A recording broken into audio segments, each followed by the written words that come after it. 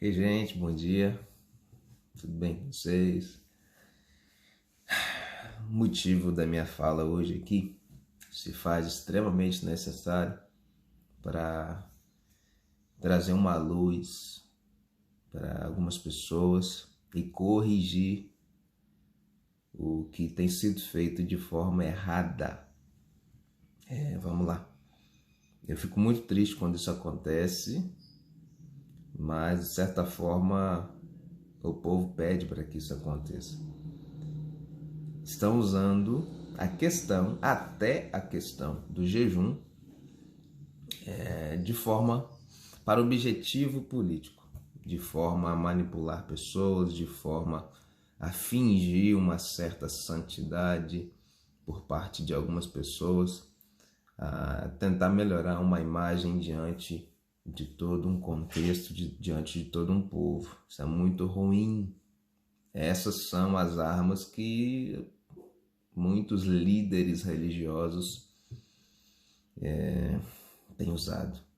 E eu não estou aqui para falar deles, não quero e nem perco meu tempo para isso. Só queria lembrar alguma coisa, poucas coisas, para a galera que se diz povo de Deus e que por algum momento na vida leu este livro aqui, chamado Bíblia. Povo que devia trazer as questões do dia à luz da palavra para poder entender o tempo, as circunstâncias, enfim, e todo o contexto espiritual, ou até mesmo só a interpretação básica do texto. Mas ninguém está preocupado com isso. Estão preocupados em promover mentiras de Facebook e cair na conversa fiada de um bando de Zé Ruela, que se diz líder de alguma coisa, é líder de nada. Eu fico indignado, mas não quero aqui no vídeo mostrar minha indignação. A minha oração é que Deus tenha misericórdia dessas pessoas. Pegaram o texto de Joel para distorcer e conclamar um jejum nacional com interesse totalmente político. Pegaram algo santo e aprovado por Deus para transformar isso num objetivo político e ideológico e tentar maquiar uma imagem que estava feia e transformar mais bonitinho. O texto diz o seguinte, Joel 2,12: Ainda assim, agora mesmo diz o Senhor, convertei-vos a mim de todo o vosso coração, e isso com jejuns e com choro e com pranto. E diante desse texto, eu recebi várias mensagens em telefone, redes sociais. Uau, a igreja está fazendo um grande jejum nacional. Bosta nenhuma. Nada disso. Nada disso. E as pessoas que realmente se importam com a questão que estamos vivendo já fizeram o jejum há muito tempo, e não só o jejum, já agiram em prol daqueles que precisam, já agiram em prol dos seus e não esperaram alguém se levantar para poder conclamar o jejum. E nós vamos aqui bater um papo, não tem problema se o vídeo ficar muito longo, mas hoje você vai ouvir a verdade sobre isso e tentar alinhar. Sai dessa merda desse evangelho que só fala de bênção e prosperidade e vai ler a Bíblia. Vai entender o contexto que você está vivendo, vai entender o seu papel aqui na Terra. Vamos lá. Diante desse texto aí, o contexto era o seguinte, para você que não lê, você só pega a parte das bênçãos e da prosperidade. Vamos lá.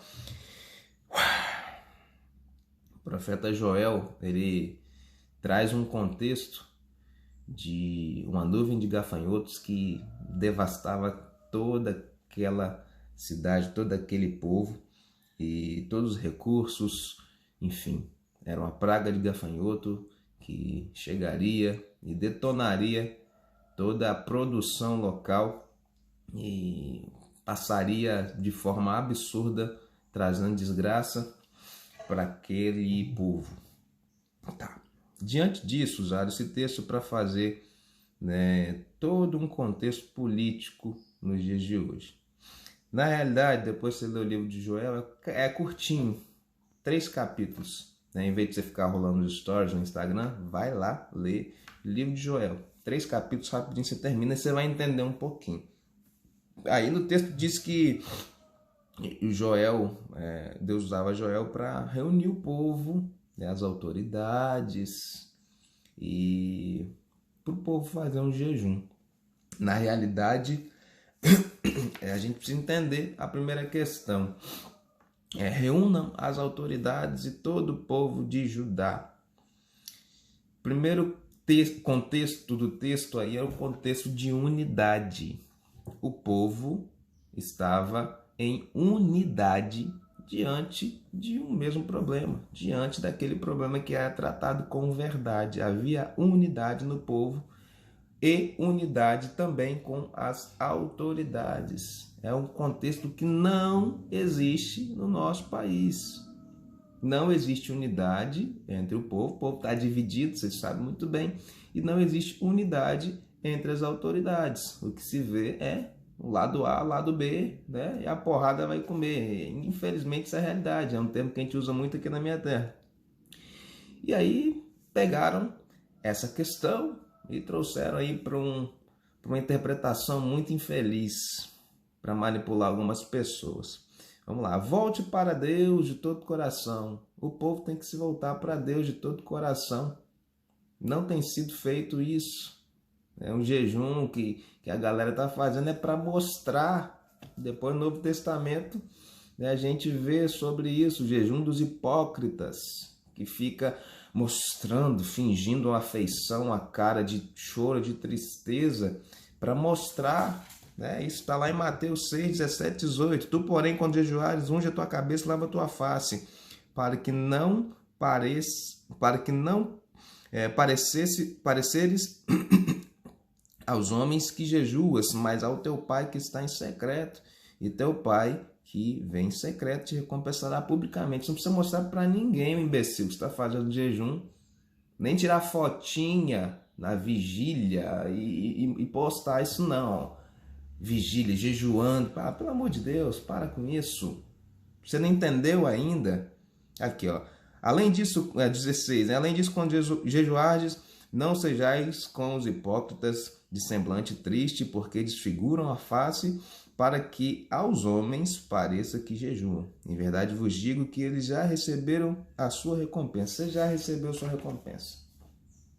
Já recebeu. Não vai... Eu acho que Papai do Céu não vai nem perder o tempo de olhar para essa questão do jejum que você está olhando aí. Você está tentando fazer. Jejuar, orar, chorar e lamentar. E rasgar o coração em sinceridade e arrependimento. Tudo isso daí é o passo a passo daquele jejum descrito lá em Joel. Não tem tido arrependimento. As pessoas continuam com alianças, com mentira, com corrupção, né, com ideologia política, mesmo estando errados, propagando a morte. E aí quer fazer jejum ainda? Essa é a igreja que Papai do Céu tanto amou, tanto ama e mandou seu filho morrer por ela? A igreja que tem aliança com corrupção, com mentira, com desinformação, com desinteresse, com guerra, com conflito de um com o outro. É essa?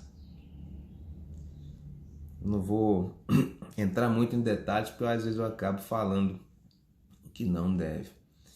Mas reúna um povo e mande que eles se purifiquem.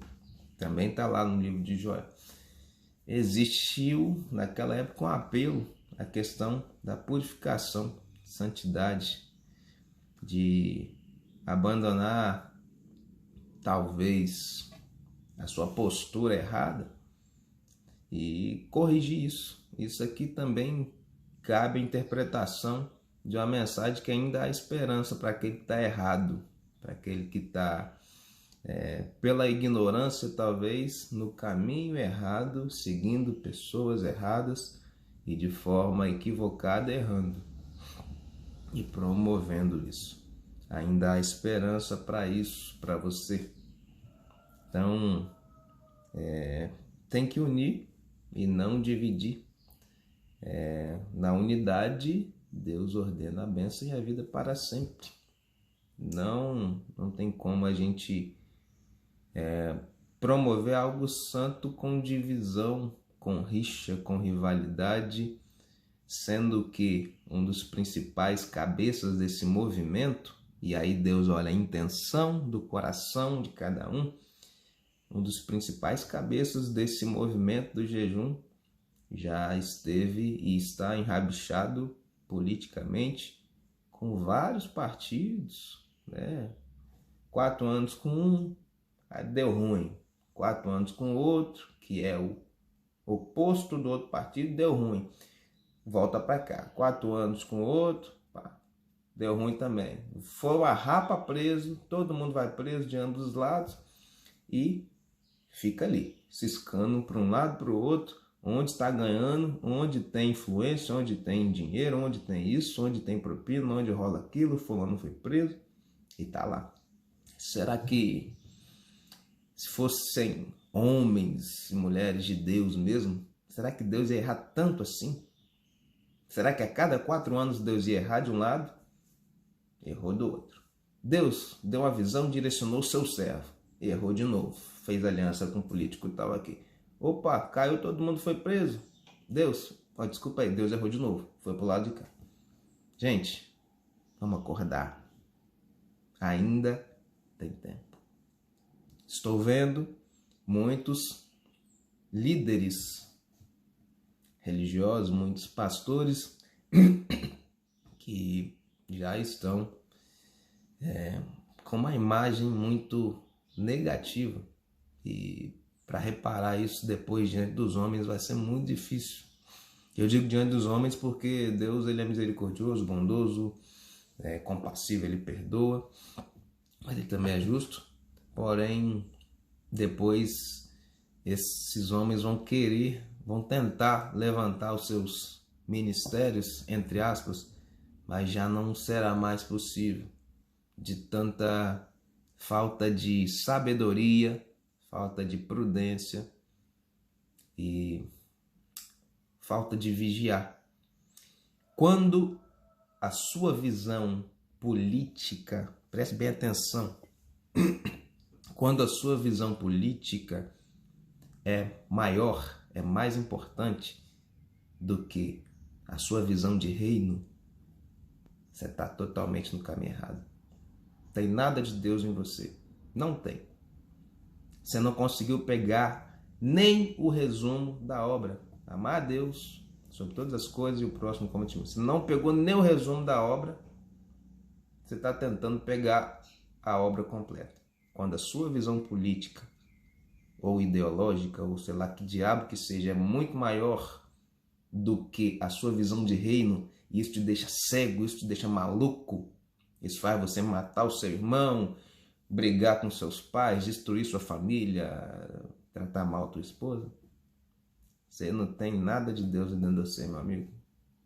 Me desculpa, aí você tem que voltar e realinhar, rebalizar a sua vida em Deus.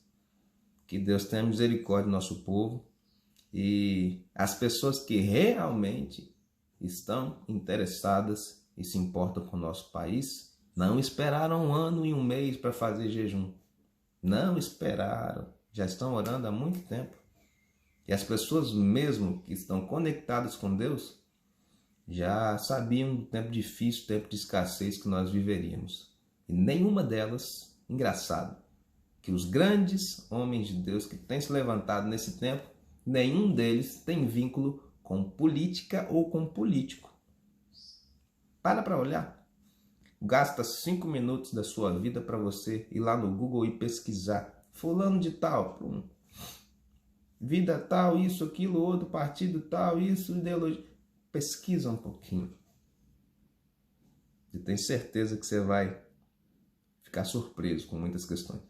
Para de ser Zé Ruela e ir na água dos outros. Deus te deu um cérebro para você pensar, braços e pernas e boca para você agir e falar. aquilo que você pensa, aquilo que tem dentro de você.